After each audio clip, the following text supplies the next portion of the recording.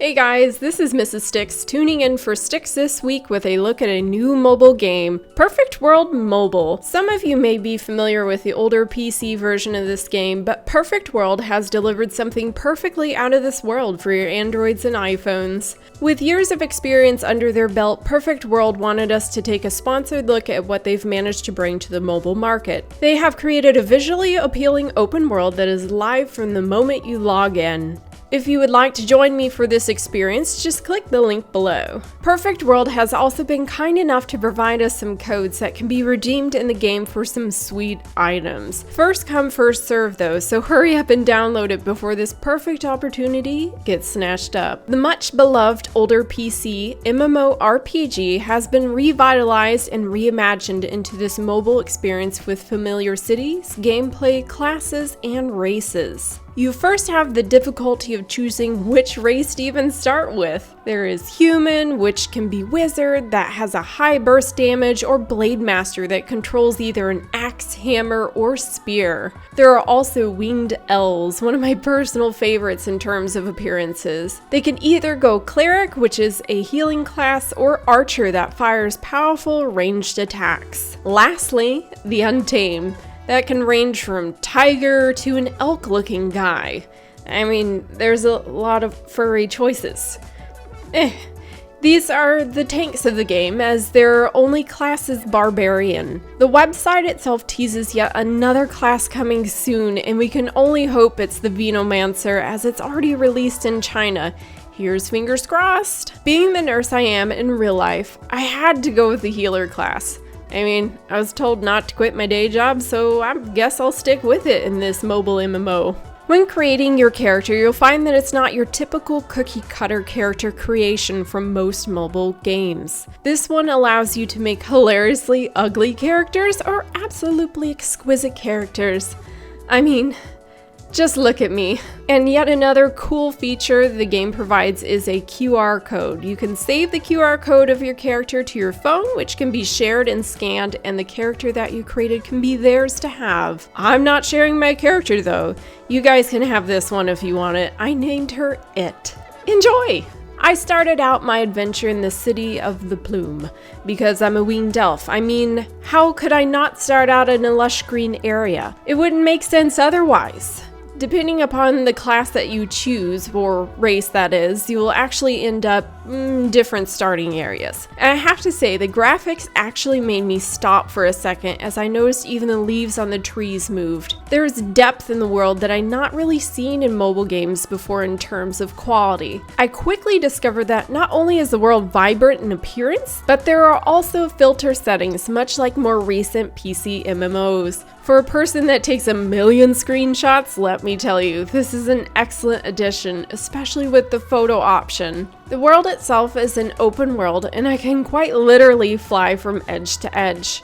Depending on your race, you'll either be able to fly there with wings or via a flying mount. Teleportation with load screens are optional when traversing the world itself. I also found whilst questing that there is underwater quests where I dive and swim, something not many mobile games can boast about. I can also fly in the sky and find hidden cities in the sky or fight enemies. I mean, the choices are endless. I felt like Jasmine from Aladdin at one point in time as I flew over the downy clouds. It felt like a whole new world up there, and all I needed to do was find a kingdom and a tiger, or an untamed would work too, I guess, and then I'd be set. I also noticed that the world itself transitioned between day and night and had weather. Just the amount of detail that has been poured into this game just in terms of the world itself deserves a head nod. They even paid attention to the NPCs and story, breathing life into your experience. There's even a hidden quest within some of these NPCs. I was wandering around and stumbled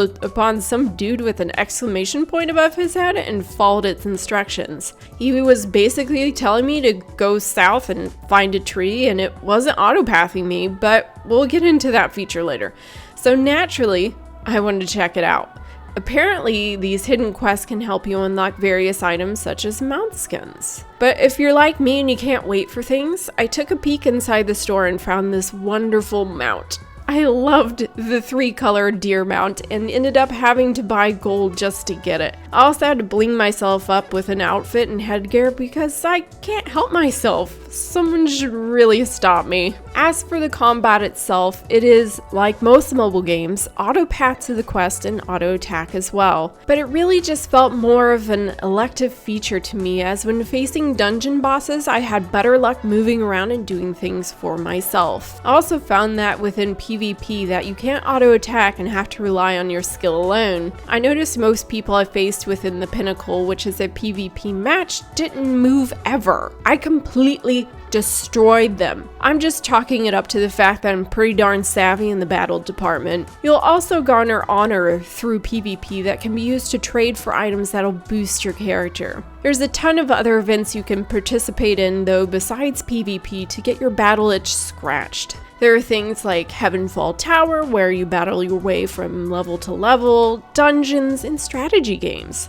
There's just so much to do. If you look under the events tab, it'll tell you when the optional things to do are open in terms of time and day, but the majority of things are open all day. You can even focus on what you want to get out of the events going on, like equipment or experience for yourself or your guild. I was silly and clicked a random guild I saw on the list by accident and ended up joining a Jesus Saves guild, but heck, it was wholesome and a good time and they were very welcoming. So if you want to join me, I have been accepted by them and have had a couple laughs. Within the guild itself, you can join battles and quests to garner some handy items that'll benefit both of you. You can also work on your life skills through them. I went with fishing because it's one of my favorite things to do in most games. Guild skills also allow you to put into your HP to permanently increase it.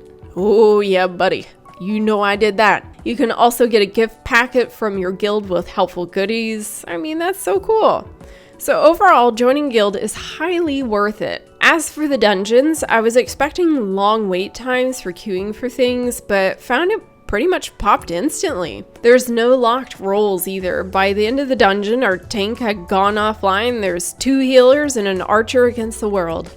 Together, we defeated the boss and lived to tell the tale. It took a lot more time, but as long as I kept healing up the group and DPSing in between, we managed to make it. I don't know how. Within the open world combat, it was nice to see that they give you a battle buddy that increases your stats as well. These creatures are called Eidolons and can be trained and given different skills as they level to assist you in battle. Seeing as mine was super adorable, I had to name him STIX, just like I do most minions in most games, because he's my minion. I look forward to unlocking more of them by hopping into cultivation dungeons. The armor and weapons system is also very open to help your build. You can socket gems with varying additives to your gear and can be upgraded as you gain materials and coin to do so. The gear can also be refined to be overall higher in level. But my final goal is to unlock the artifact weapon that you'll get just by participating in general gameplay. The instructions on how to unlock it are in its own special tab.